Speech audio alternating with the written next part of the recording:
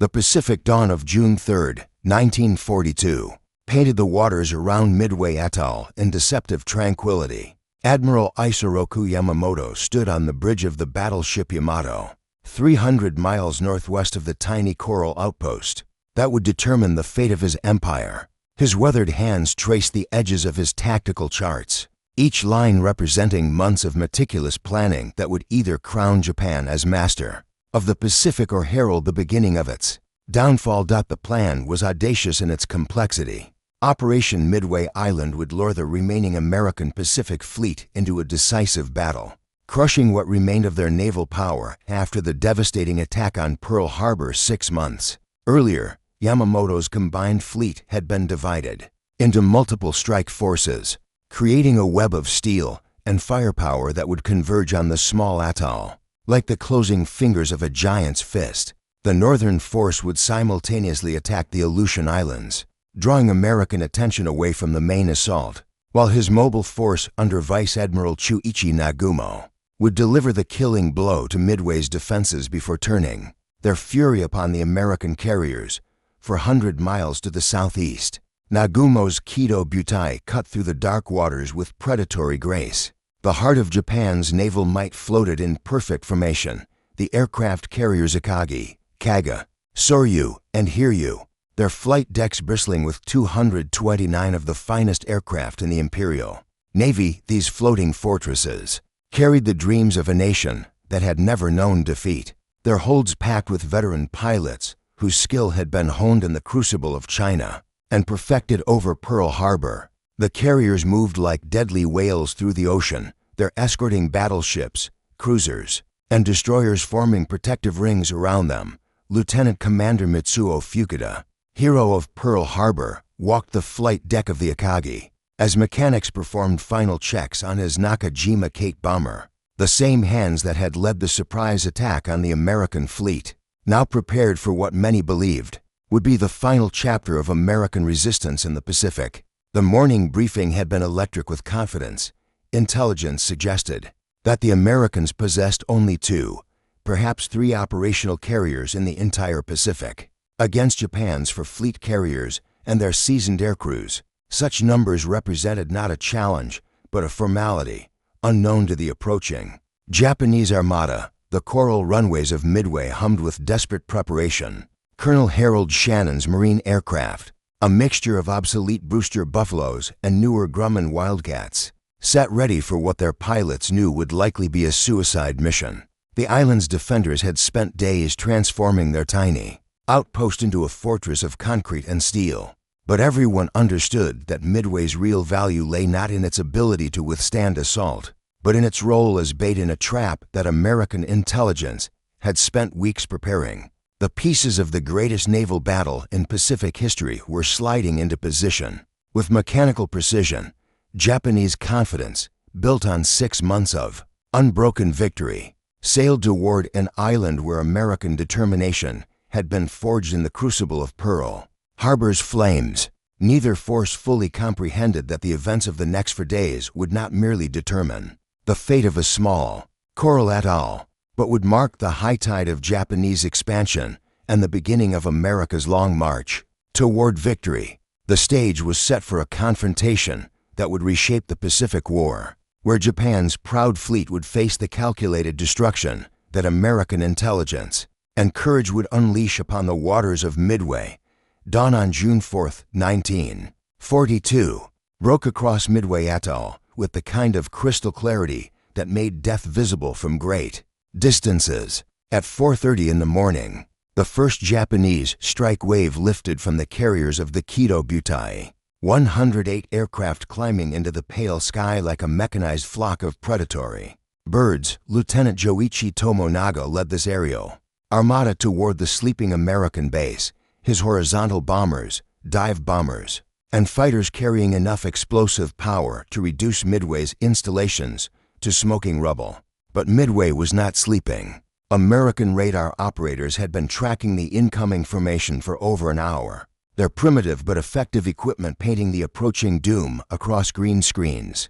With mechanical precision, air raid sirens wailed across the atoll, as every available American aircraft scrambled into the sky, a mixture of Marine fighters and Navy patrol bombers that represented the last desperate hope of delaying the inevitable. The defenders knew they were outmatched, but they also knew that every minute they could buy might prove decisive in the larger battle unfolding beyond the horizon. According to historical records from the National World War II Museum, early on the morning of June 4th, aircraft from four Japanese aircraft carriers attacked and severely damaged the U.S. base on Midway. The Japanese bombardment was methodical and devastating, with Tomonaga's crews systematically destroying fuel tanks, administration buildings, and aircraft hangars. Smoke columns rose like black pillars against the morning sky as American Marines fought desperately to keep their anti-aircraft guns operational amid the falling bombs. Yet despite the ferocity of the attack, the island's airfield remained partially operational. And more critically, the American radar installations survived the bombardment. 200 miles northeast of the burning atoll, Admiral Raymond Spruance stood on the bridge of the carrier Enterprise, watching his own strike aircraft prepare for launch. The American task force had been positioned exactly where Japanese intelligence had failed to detect them, thanks to the breakthrough in Japanese naval codes that had given Admiral Chester Nimitz unprecedented insight into Yamamoto's battle plan. Spruance's Task Force 16, combined with Admiral Frank Fletcher's Task Force 17, built around the carrier Yorktown, represented the entire operational strength of the American Pacific Fleet. There would be no second chances, no reserves to call upon if this gamble failed. The American counterattack began with tragic heroism, as obsolete Douglas Devastator torpedo bombers from the Enterprise Hornet and Yorktown flew directly into the teeth of Japanese fighter cover. Squadron after squadron of these slow, vulnerable aircraft pressed their attacks with suicidal determination, their crews knowing that their antiquated torpedoes had little chance of success against the maneuvering Japanese carriers. The slaughter was horrific as Zero fighters and anti-aircraft fire tore the American formations apart, sending dozens of aircraft and their crews into the Pacific's depths. Yet this seeming disaster created the conditions for American victory. The Japanese Combat Air Patrol had been drawn down to wave-top level, engaging the torpedo bombers with single-minded focus that left the high altitudes temporarily unguarded. It was then that Lieutenant Commander Clarence McCluskey, leading 33 Douglas Dauntless dive bombers from the Enterprise, spotted the Japanese carrier formation through a break in the clouds. The sight that greeted him was every naval aviator's dream. For enemy carriers caught in the vulnerable process of rearming and refueling their aircraft, their flight decks crowded with bombers and fighters being prepared for a second strike, the moment of decision had arrived with crystalline clarity. Below lay the heart of Japanese naval power, momentarily exposed and defenseless. Above, American dive bombers prepared to plunge from the sky like avenging angels, their 1,000-pound bombs armed and ready. The next few minutes would determine whether Japan's proud fleet would continue its march of conquest, or whether the calculated destruction that American intelligence and courage had orchestrated would begin to unfold across the blue waters of the Pacific. At 10:24 on the morning of June 4th, the sky above the Japanese mobile force split open like the gates of judgment. Lieutenant Commander Clarence McCluskey's dive bombers from the Enterprise rolled into their attack dives just as Lieutenant Commander Maxwell Leslie's squadron from the Yorktown approached from a different bearing, catching the Japanese carriers in a perfectly coordinated pincer movement that no amount of planning could have improved. The mathematical precision of the attack was breathtaking in its deadly beauty. 37 American aircraft plunging toward their targets at speeds approaching 300 miles per hour. The carrier Kaga died first, struck by 4,000-pound bombs that detonated among the armed and fueled aircraft crowded on her flight deck. The explosion was so violent that it lifted men and machinery hundreds of feet into the air, transforming Japan's second-largest carrier into a floating crematorium in less than 5 minutes. Gasoline fires spread with liquid fury across her wooden deck planking, while secondary explosions from torpedo warheads and bomb magazines sent shock waves through the surrounding water that could be felt miles away. Simultaneously, the Akagi, flagship of the Mobile Force and veteran of Pearl Harbor, received a single bomb hit that proved devastatingly effective. The 1,000-pound projectile penetrated her flight deck and exploded in the hangar bay, where dozens of armed aircraft awaited launch. The subsequent chain reaction of exploding aviation gasoline and munitions transformed the pride of the Japanese fleet into a burning hulk within minutes. Admiral Nagumo, forced to transfer his flag to a nearby cruiser, watched in stunned disbelief as his carefully orchestrated battle plan disintegrated in fire and smoke. The Soryu suffered an even more spectacular death. 3 direct hits from Lieutenant Commander Leslie's bombers turned her into a floating volcano, her magazines detonating in a pillar of flame that rose 2,000 feet above the Pacific. The carrier's structural integrity collapsed so rapidly that she began listing immediately, her crew abandoning ship even as ammunition continued to explode in her burning hull. Within 20 minutes of the first bomb impact, 3 of Japan's fleet carriers were burning wrecks, their veteran aircrews either dead or struggling in oil-slicked water. Only the Hiryu remained operational, her captain ordering an immediate retaliatory strike even as smoke from her sister ships darkened the horizon. Lieutenant Commander Joichi Tomonaga, wounded during the morning attack on Midway but refusing medical treatment, led 18 dive bombers and 6 fighters toward the American task force, determined to extract revenge for the catastrophe unfolding around him. His crews flew with the desperate courage of men who understood that their empire's fate hung in the balance, their aircraft straining through hostile skies toward targets they might never live to see. The Japanese counterstrike found the Yorktown conducting flight operations, her deck crews frantically launching and recovering aircraft in the deadly ballet of carrier warfare. Tomonaga's bombers, reduced to barely a dozen aircraft by American fighter interception, pressed their attack with fanatical determination. 3 bombs struck the American carrier, penetrating her flight deck and starting fires in her vitals that temporarily knocked her out of action. For a brief moment, Japanese hopes flickered that their sacrifice might yet turn the tide of battle. But the Yorktown's damage control parties, trained in the hard school of American engineering efficiency, had her fires under control and her flight deck operational within 2 hours. The carrier's recovery seemed almost miraculous to Japanese observers, who reported her as sunk only to see her launching aircraft again by mid-afternoon.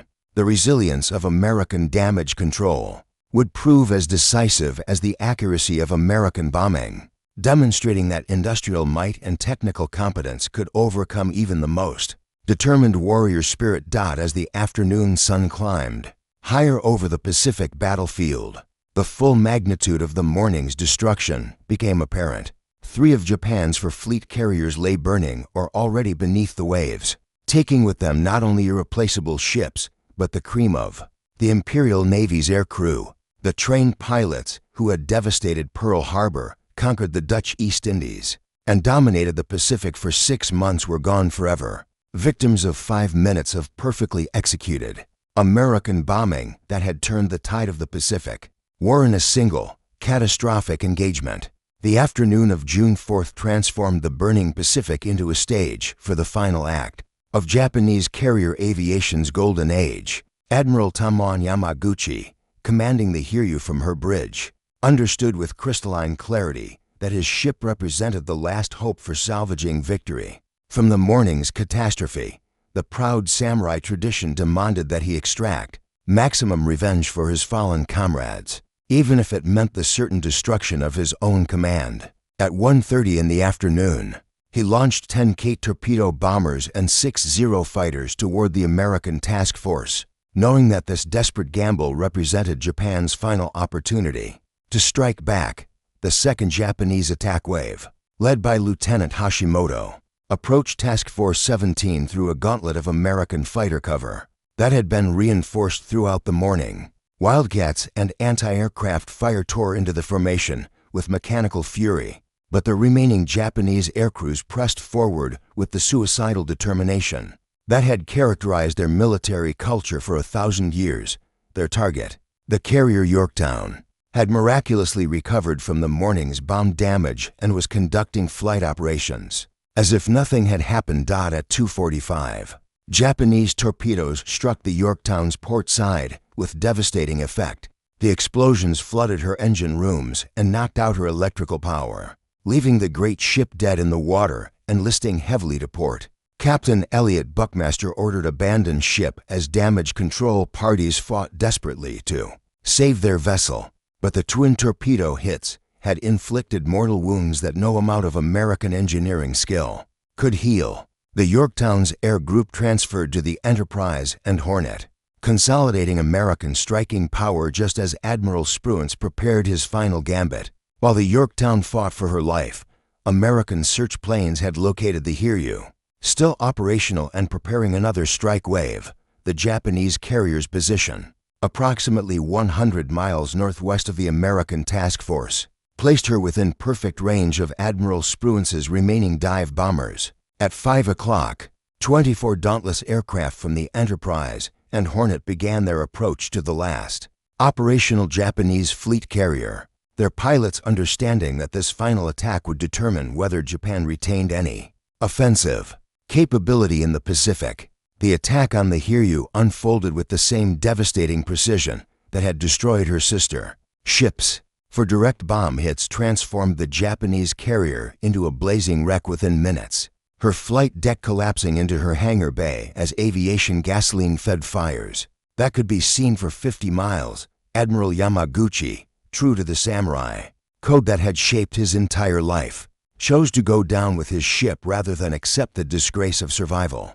His final radio message to Admiral Yamamoto was brief and dignified. "I am proceeding to attack the enemy. I will not return." The destruction of the Hiryu marked the end of Japanese offensive capability at Midway, but Admiral Yamamoto still commanded a massive surface fleet that included 11 battleships and dozens of cruisers and destroyers.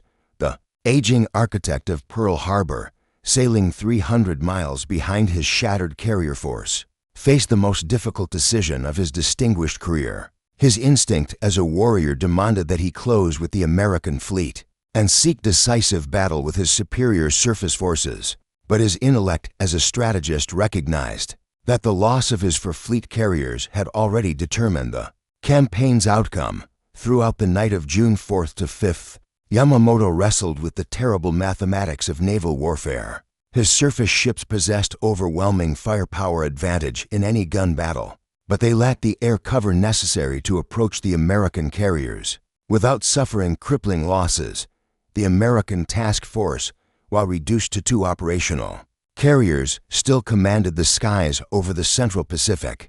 Any attempt to continue the offensive would result in the piecemeal destruction of his remaining fleet under relentless air attack. At 2:30 in the morning of June 5th, Yamamoto made the most painful decision of his career. His radio message to all fleet commanders was characteristically brief. "The Midway operation is canceled. All forces will withdraw to the northwest." The admission of defeat came with profound reluctance from a man who had never retreated for decades of naval service. But even warrior pride could not overcome the harsh realities of modern naval warfare. Japan's proud fleet, which had dominated the Pacific for 6 months, began its long retreat toward home waters, leaving behind the burning wrecks of its finest carriers and the graves of its most experienced AIRCREWS. Dawn on June 5, 1942, revealed the true magnitude of Japan's catastrophe scattered across 100 square miles of Pacific Ocean. The waters around Midway had become a maritime graveyard where the burned-out hulks of 3 Japanese aircraft carriers served as monuments to the destruction of an empire's dreams. The Akagi, her flight deck twisted into grotesque metal sculptures by internal explosions, finally slipped beneath the waves at 5:20 in the morning, taking with her the hopes of Japanese naval supremacy that had seemed unshakable just 24 hours earlier. The replacement of Japanese naval aviation proved impossible, despite frantic training programs established throughout the summer and autumn of 1942. The new carriers Shokaku and Zuikaku, survivors of the Coral Sea battle, operated with air crews whose skill level fell far below the elite standards that had characterized the mobile force American pilots. Meanwhile, benefited from systematic training programs that produced competent aviators in unprecedented numbers, their aircraft improving monthly as Detroit's assembly lines adapted automobile production technique. Eastern Military Manufacturing, Lieutenant Commander Clarence McCluskey, decorated with the Navy Cross for his navigation during the crucial morning of June 4th, returned to the United States to help train the next generation of dive bomber pilots. His lectures at the Naval War College became legendary for their emphasis on the role that intelligence and preparation had played in American victory. The careful analysis of Japanese radio traffic, the positioning of American task forces based on decoded enemy intentions, and the coordination of multiple attack waves had transformed what might have been a desperate defensive battle into a calculated destruction of enemy capability. Emperor Hirohito's New Year address to the Japanese people in 1943 contains subtle acknowledgments that the war's character had fundamentally changed since Midway. The emperor spoke of enduring the unendurable and preparing for a decisive battle that would determine the empire's survival. His subjects, reading between the lines of imperial rhetoric, began to understand that their nation's period of conquest had ended, and that survival itself now hung in the balance. The industrial war that followed Midway demonstrated the prescience of Admiral Yamamoto's pre-war warnings about attacking the United States. American shipyards, which had produced a handful of carriers before 1941, began launching new fleet carriers every few months by 1943. The Essex-class program alone would eventually produce 24 fleet carriers, each one larger and more capable than the Japanese ships destroyed at Midway. Japan, meanwhile, struggled to replace her losses with increasingly desperate designs that reflected material shortages and technological limitations. The final irony of Midway's legacy became apparent during the American invasion of the Marshall Islands in February 1944. Admiral Raymond Spruance, now commanding the Fifth Fleet, employed the same intelligence-gathering techniques and coordinated air strikes that had proved so devastating 20 months earlier. Japanese defenders, lacking air cover and fighting with green replacement pilots, could offer only token resistance to American forces that had perfected the lessons learned in the waters around the tiny coral atoll. Admiral Yamamoto himself fell victim to American intelligence superiority in April 1943, when his aircraft was intercepted and shot down over Bougainville. The same code-breaking capabilities that had enabled the Midway victory provided American fighters with precise details of the Admiral's inspection tour, eliminating the strategic genius who had engineered Japan's early victories. His death symbolized the complete reversal of intelligence advantage that had begun with the reading of Japanese naval codes in the spring of 1942. The battle that had begun with Japan's proud fleet, steaming confidently toward what seemed certain victory, concluded with the transformation of American naval power from defensive desperation to offensive supremacy. The calculated destruction unleashed at Midway had not merely sunk for aircraft carriers, but had broken the backbone of Japanese naval aviation and initiated the long campaign that would end with surrender ceremonies in Tokyo Bay. The tiny coral atoll, whose strategic value had seemed questionable before June 4, 1942, had become the fulcrum upon which the Pacific War turned, proving that in modern naval warfare, intelligence, preparation, and industrial capacity mattered more than warrior spirit or tactical surprise. The echoes of those 4 days in June would resonate through every subsequent Pacific battle, as Japan's proud fleet discovered that losing control at Midway had unleashed forces of calculated destruction that would prove as relentless as they were inevitable. The human cost of the battle proved even more devastating than the material losses. Japan had lost not merely for irreplaceable fleet carriers, but more critically, the cream of her naval aviation, over 300 experienced pilots, the men who had perfected their deadly skills over China and demonstrated their mastery at Pearl Harbor, now lay dead in the Pacific depths or struggled in life rafts awaiting rescue. These veterans represented years of training and combat experience that could not be replaced, their loss creating a void in Japanese naval capability that would prove decisive in the campaigns to come. Lieutenant Commander Clarence McCluskey, the American dive bomber leader whose navigation had located the Japanese carriers at the crucial moment, surveyed the scene from his cockpit as he flew reconnaissance over the battlefield. The sight that greeted him represented the most complete naval victory in American history, a triumph that had reversed 6 months of Japanese dominance in a single day of combat. Oil slicks marked the graves of enemy ships, while scattered lifeboats and life rafts dotted the ocean surface like confetti from a funeral parade. The strategic implications of Midway's outcome extended far beyond the immediate tactical victory. Admiral Yamamoto's withdrawal marked the end of Japanese offensive capability in the Central Pacific, transforming the war from a desperate American defensive struggle into a campaign of methodical advance toward the Japanese home islands. The psychological impact proved equally profound, as news of the defeat shattered the myth of Japanese invincibility that had sustained their empire's expansion since the attack on Pearl Harbor. Captain Richard Fleming, flying a dauntless dive bomber from Marine Squadron 241, had participated in the morning's attacks with the kind of determined courage that characterized the American response to Pearl Harbor. His squadron, flying from Midway's battered airfield, had contributed to the destruction of Japanese striking power with bombs and bullets delivered at point-blank range. The young Marine officer understood that he was witnessing a turning point in the war, the moment when American industrial might and fighting spirit began their inexorable march toward victory. The Japanese rescue operations continued throughout June 5th and 6th, with destroyers and cruisers pulling survivors from oil-slicked waters while American search planes maintained careful surveillance of the withdrawal. Admiral Nagumo, transferred to the light cruiser Nagara after losing his flagship, watched helplessly as his subordinate commanders supervised the scuttling of the mortally wounded Hiryu. The proud carrier, veteran of Pearl Harbor and the Indian Ocean raids, finally succumbed to her wounds on the morning of June 6th, her death marking the complete destruction of Japan's mobile force. American casualties, while significant, paled in comparison to the Japanese losses.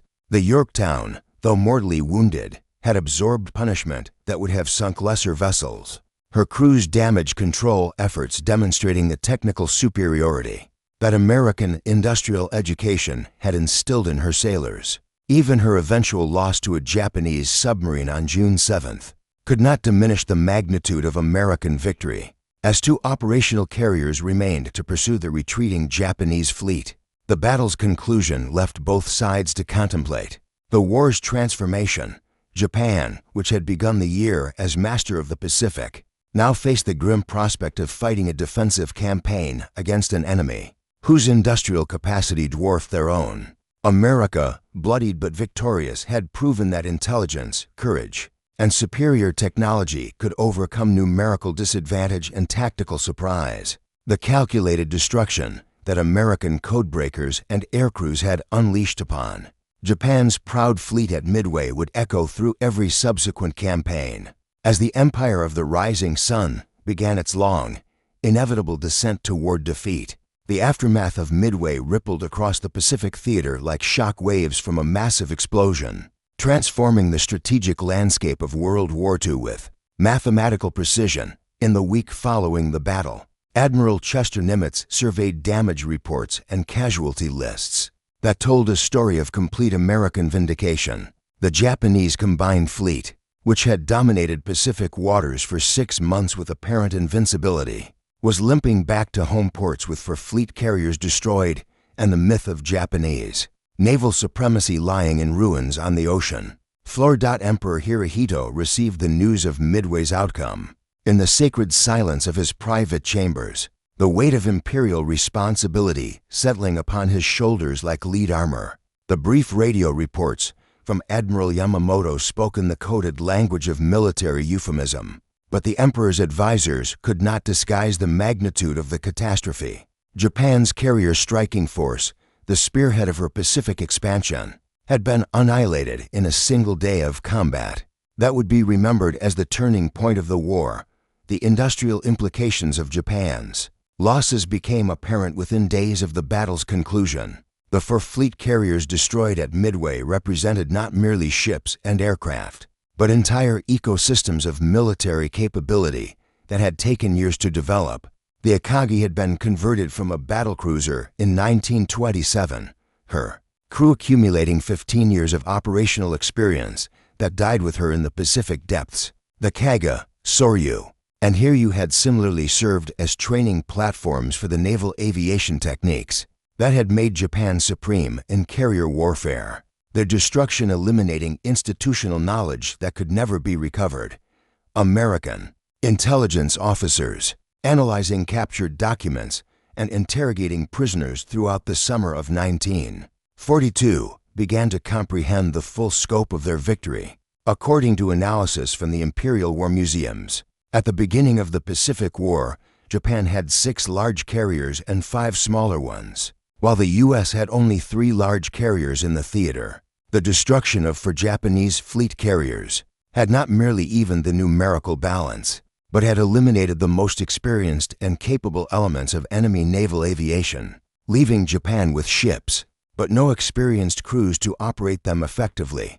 The human dimension of Midway's aftermath proved even more decisive than the material losses. Lieutenant Commander Mitsuo Fukuda, hero of Pearl Harbor, had missed the battle due to appendicitis, a medical coincidence that saved his life while his comrades perished in the Pacific waters. His subsequent reports to Naval Headquarters painted a grim picture of Japanese pilot losses that could not be hidden behind official propaganda. The men who had perfected dive bombing over Chinese cities and demonstrated their mastery at Pearl Harbor were gone forever, their skills dying with them in the cockpits of burning aircraft. Admiral William Halsey, recovering from a skin condition that had prevented his participation in the battle, received detailed briefings on American tactics that would shape his future campaigns. The coordination between intelligence, air power, and surface forces demonstrated at Midway provided a template for the offensive operations that would carry American forces across the Pacific toward Japan itself. The calculated destruction unleashed upon the Japanese fleet represented not luck or accident, but the systematic application of American industrial and technological superiority. The strategic initiative in the Pacific had shifted permanently from Japanese offense to American advance.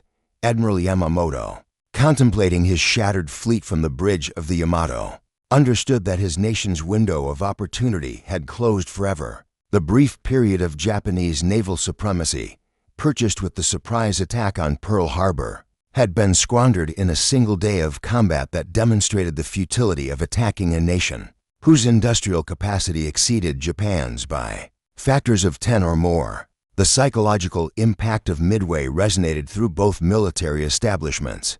For months after the battle's conclusion, American morale, devastated by 6 months of continuous defeat, soared with the knowledge that Japanese forces could be beaten by superior tactics and determination.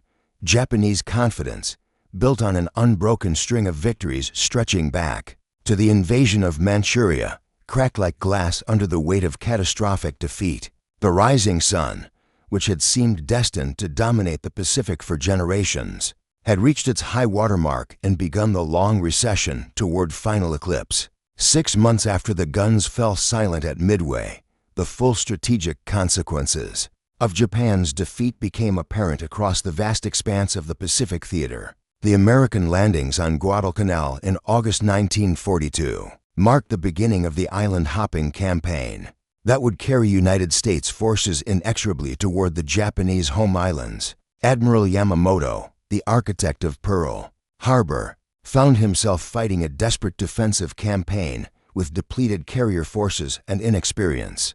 Pilots who could not match the veterans lost at Midway